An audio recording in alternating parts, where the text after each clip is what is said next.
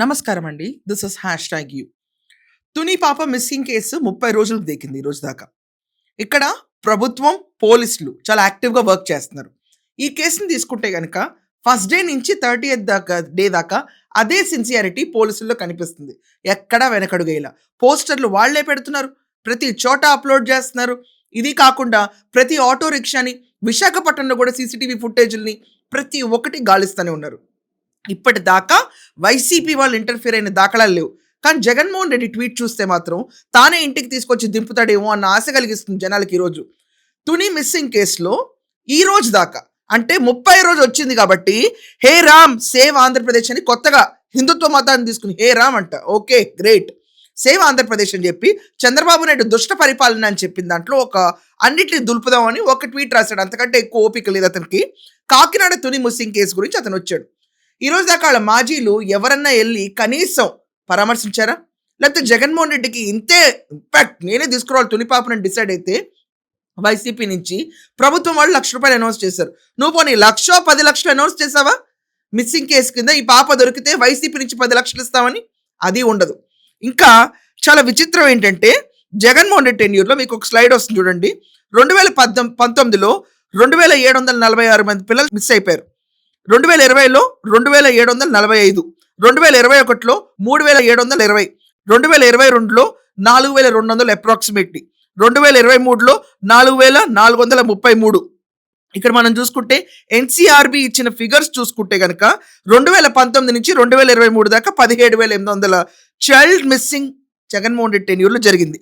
వీళ్ళందరి గురించి జగన్మోహన్ రెడ్డి ఎక్కడా కూడా ఇసుమెత్తు ఇంట్రెస్ట్ కూడా తీసుకునేవాడు కాదు. స్టేట్ని ఎలా నాశనం చేయాలన్న విషయం పైన వీళ్ళ ఫోకస్ ఎక్కువ ఉండేది. అలాంటి జగన్మోహన్ రెడ్డి ఈరోజు తుని మిస్సింగ్ కేసు గురించి కాకినాడ జిల్లా తుని నియోజకవర్గానికి చెందిన చిన్నారి జ్ఞానేశ్వరి కనిపించకుండా పోయి 30 రోజులు దాటిపోయింది.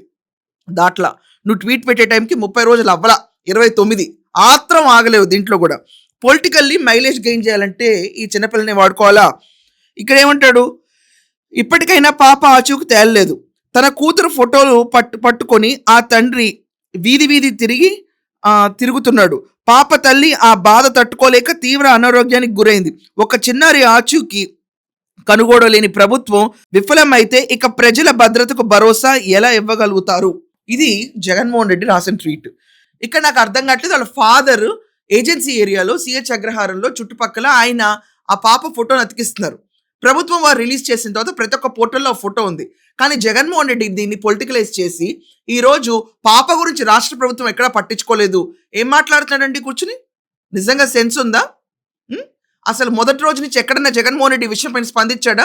రాష్ట్రం అంతటా స్పందించింది. పోనీ వైసీపీ నాయకులు ఏమన్నది అగ్రెసివ్గా వెళ్ళిపోయి స్పందించారా? వాళ్ళ మాజీ ఎమ్మెల్యే కూడా వచ్చి పోలీసుల వైఖరి పైన సాటిస్ఫాక్షన్ ఎక్స్ప్రెస్ చేశాడు. కానీ ఇతనికి మాత్రం unsatisfied uncle for the year. Tuni missing కేసుని కూడా వాడేస్తాడు ఇవాళ.